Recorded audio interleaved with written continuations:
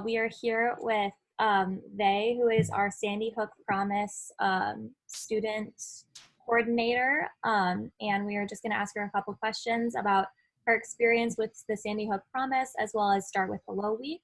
So Vae, thank you so much for coming and talking to us today. If you could introduce yourself and tell us how long you've been with the Sandy Hook Promise and how you got involved with them. Sure. I've been the student programs manager at Sandy Hook Promise for the past year and 8 months now. I was very fortunate to get this opportunity to work at an organization that I had followed and actually participated in some of their programs. Prior to that, I was a high school teacher in Bridgeport, Connecticut. And after the tragedy took place at Sandy Hook Elementary School, my students wanted to rally and do something around gun violence prevention. They were very touched and affected by gun violence in their own communities. They wanted to do something. So I found this t-shirt because we actually raised some funds and we were able to go to this March for Change that happened just after the tragedy.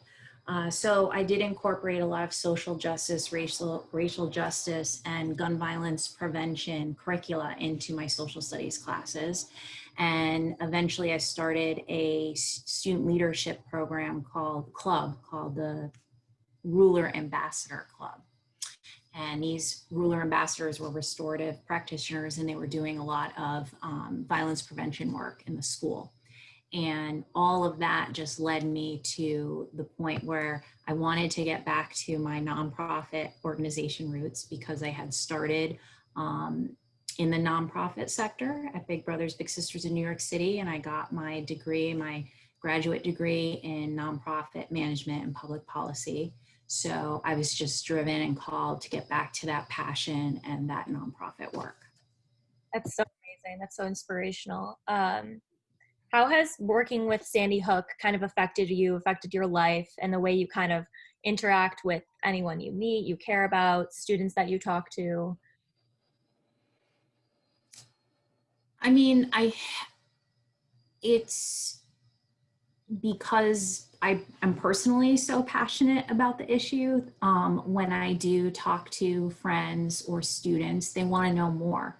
They want to know what Sandy Hook Promise is doing, what kinds of programs they're running, how they can get involved. So I would say that the conversation always keeps going. You know, it's not like, oh, that's nice, you work there. There's a lot of questions, a lot of curiosity, a lot of inquiry that goes on, and just people's interest is piqued as well, what can I do? How can I get involved? And I can see these amazing things that you're doing.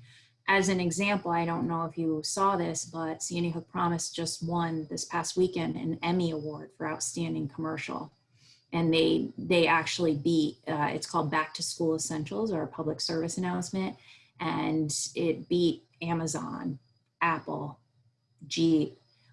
So what's interesting is, you said, how has it affected my life? Or it affects my life and my conversations in so many ways, in such a positive way though. Yeah. I just wanted to kind of jump in and just start more broadly. Just how did Sandy Hook Promise start, or what steps it took to get it going? Well, Sandy Hook Promise, it's a national nonprofit organization. It's based in Newtown, Connecticut, and it's led by several family members whose loved ones were killed in the tragic mass shootings at Sandy Hook Elementary School on December 14th, 2012. So that's when it started. So we're going on, well, I'll speak to start with Hello in a moment, but SHP's mission is to prevent gun violence and other forms of violence and victimization by creating a culture of engaged youth and adults committed to identifying, intervening, and getting help for individuals who might be at risk for harming themselves and others. And that's something also very unique about Sandy Hook Promise, about how it started. It was from this desire to prevent violence before it happens, and work on that violence prevention piece in schools and in communities. So that's really special and unique. So would you say the main goal or mission would be to prevent before, to prevent and educate before anything happens is the main mission? Or that's how it started, and now it's really evolved to prevent violence and victimization, prevent youth from harming themselves or others, period, in schools and in communities. It's become a bit more broader, but yes, you're right. You're right about that. That's great. And then I was wondering if you could just touch on some of the programs that you run within Sandy Hook Promise. Sure. This is my favorite thing to talk about too, as a student programs manager. So really I work on a programs team, and we develop curriculum and resources and materials for youth leaders and educators around the country. So our primary Know the Signs programs, as they're called, are Start with Hello and Say Something. So Start with Hello, as you're aware, is built on 3 very important steps, right? See someone alone, reach out and help, and then start with hello. And it's differentiated and leveled up for each grade level, obviously. And that was one of the core founding programs for Sandy Hook Promise. And the goal is, with Start with Hello, is to reduce isolation, increase inclusivity, and build connectedness, and connected communities and school cultures, so that there's a better opportunity, a chance to prevent violence. The next program is Say Something, also built on 3 important steps, and it's teaching and equipping youth to look and identify warning signs and threats, then act immediately and take it seriously, and then to tell a trusted adult. So this program is developed more for 6th to 12th grade at the moment, and it has some modules that have been built out. For example, we just released a Say Something Prevent Suicide module, training module, and we do have videos on that, training videos for youth, educators, and parents. We also, out of that, have developed a Trusted Adult workshop that I worked closely on, and that's not for youth. That's for the educators, because our youth leaders said, who needs this information is the adults in the building. So that's about informing and working with adult educators and our adult champions, who could be a range of trusted adults, from teachers to school counselors to school resource officers or bus drivers, to kind of absorb what the students are learning with Say Something, and then get strategies and tools on how to be that trusted adult that's there for the students. So we are growing and expanding our programs constantly, and a critical piece to all of this, to implementing and sustaining our programs, are the SAVE Promise Clubs, and that's Students Against Violence Everywhere. So I love talking about SAVE. I work very closely on developing materials for SAVE, including workshops, and we have now about 3,000 SAVE Promise Clubs around the country. And these are grades K to 12. And we do have a handful of college SAVE Promise Clubs at colleges and universities. It does have a long history. SAVE started as SAVE after about 30 years ago, after a teenage boy named Alex Orange was shot and killed at a party in North Carolina. And his friends just wanted to do something about it. So this idea of SAVE, Students Against Violence Everywhere, was founded. So it has a long history.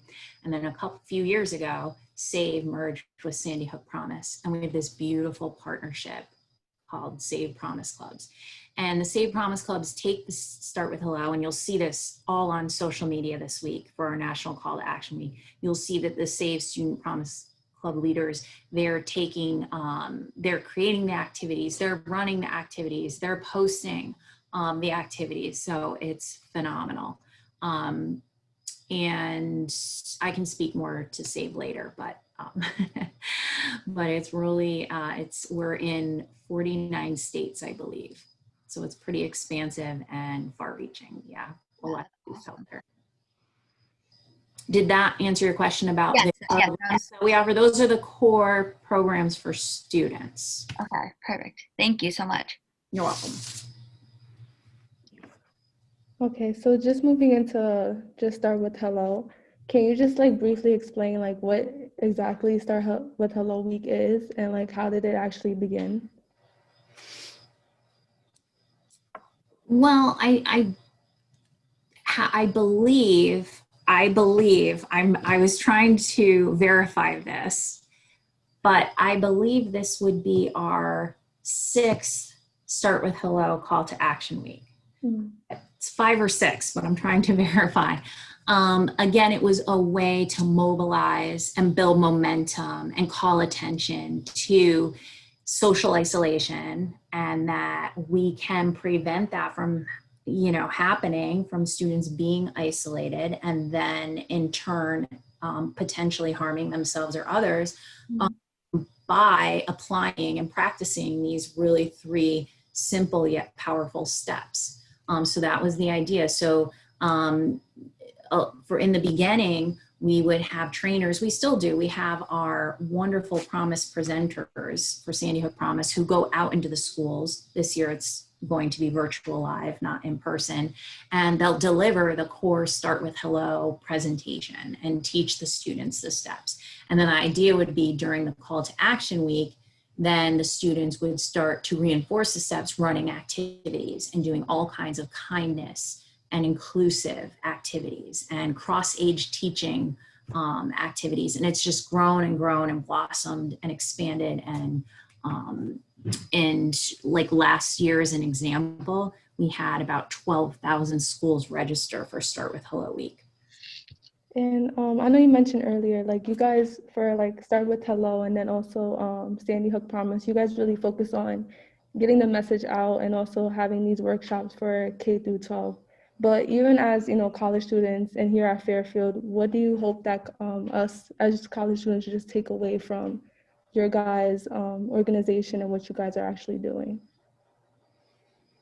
Well, I saw it firsthand last year. I visited Fairfield University, and Dr. Oliver invited myself and Jeff, another Sandy Hook Promise staff, and I just saw students, Fairfield University students, set up a informational table and doing the handprint tree, which right there brings people, brings students out of their dorm rooms, brings them together, gives them something to unite or connect about, start the conversation about.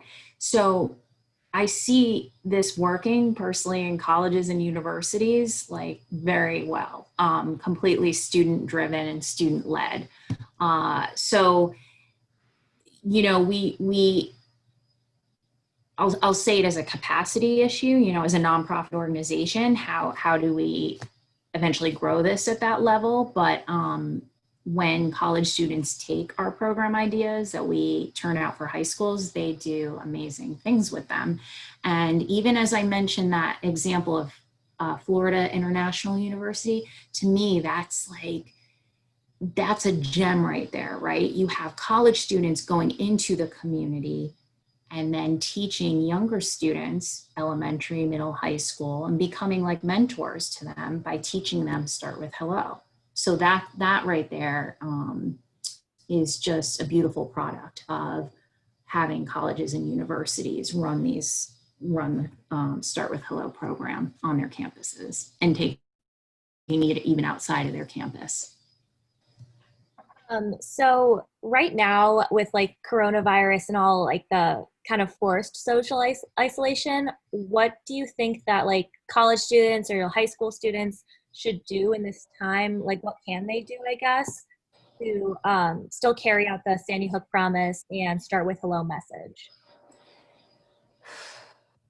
What I'm feeling personally, but also what I'm seeing and hearing from educators is that it's more important than ever to practice reaching out to everyone. Right now, everyone can empathize with being isolated. At some point or another, we've all experienced being isolated through this pandemic. So this is this shared humanity that we're going through. And I am seeing and hearing Start with Hello work virtually beautifully. And I know that educators will say, okay, turn your cameras on, especially the high school students, you know, in the morning, being a little sleepy. And there's some wonderful posts on Twitter with students who wrote all Start with Hello, did virtual ways with Start with Hello messages written on their hands and just doing this to each other, and then going into breakout rooms and connecting over simple conversation starters, or what we call friendly debates. So just that way of just, it's important, like, let's not get also right to the academics. The social and emotional learning piece is critical now for everyone, right? And Start with Hello offers so many opportunities to just bridge that and do that. I see students doing like human bingos for Start with Hello, and scavenger hunts, like rainbow scavenger hunts for Start with Hello. They're doing all kinds of beautiful like artwork and sharing it and posting it and just lifting up everyone's spirits, and also connecting and finding this. We all are also, it gets awkward, right? We've got to find new ways to reach out and help others and connect to others. Like when I see like my friend, I can't just go and give a big hug. Like that can't happen anymore in school or for adults. And the teachers are facing this too. So the educators are really appreciating quick activities that we're sharing that they can even work and do over Zoom. So it's always important, but I feel like it's just, there are so many wonderful activities there that I'm seeing online, and I have a PowerPoint I'm building on it, and I'll share with all of you of some of those special activities, because I'm even seeing the adult educators take hold of it more this year between themselves, doing Start with Hello. We have activities like Start with Hello and a Cup of Joe, or sharing why they're a trusted adult. Even Trusted Adult is a cornerstone piece of Say Something program. I'm seeing a lot of posts on social media about, with Trusted Adults with sign, like, I'm here for you, I'm your trusted adult. Like, even though you're far away, to their students, we can still connect. And I think that that is really simple yet powerful in this time, and can just like make a student feel so much, you know, just so much more like relief, or just like, oh, there is something familiar there, and I still can reach out to my trusted adult, or I can still reach out to my classmates, even though it looks different and it might take a little more effort. There are ways to do it, and doing this compliment drive we're doing. Wow, that was a lot of fun. We need to do that. Or we all wore green on Friday. Like, let's then next Friday dress up like superheroes and like connect over that and talk about our favorite superheroes. So I just feel like it's snowballing, as well as that it's going to live beyond the week this year, and, you know, take these activities and keep going with it, right? Like, make that special time that is not all about the academics and the test scores and the pressure of homework, especially when we're talking about like the high school population and college population, that it's time to connect and to get to know each other. And maybe I've heard one of our National Youth Advisory Boards members say this. She talks about shifting the perspective and focusing on what we can do during this time rather than what we can't do. And that's so refreshing. But she's like, I can actually spend more time talking to classmates or talking to a classmate in homeroom than I never would have, like when we go to a breakout room or when I get to the Zoom class, because would have been focused on something else or my friend in homeroom, like if I was in person in school. So some students are also finding, like, you know, this silver lining, like there are opportunities to also connect to more people or to other people that maybe you wouldn't have when you were in person. So I really see this as, and we're thinking, you know, we're creating a lot of new activity packets for times of social distancing and all of that, because there's a demand for it. Like the educators are saying, we like this, we're using this, and we'd love more. So I think that's really positive, and I'm really hopeful that Start with Hello is going to be common trend and theme throughout this year, which is awesome.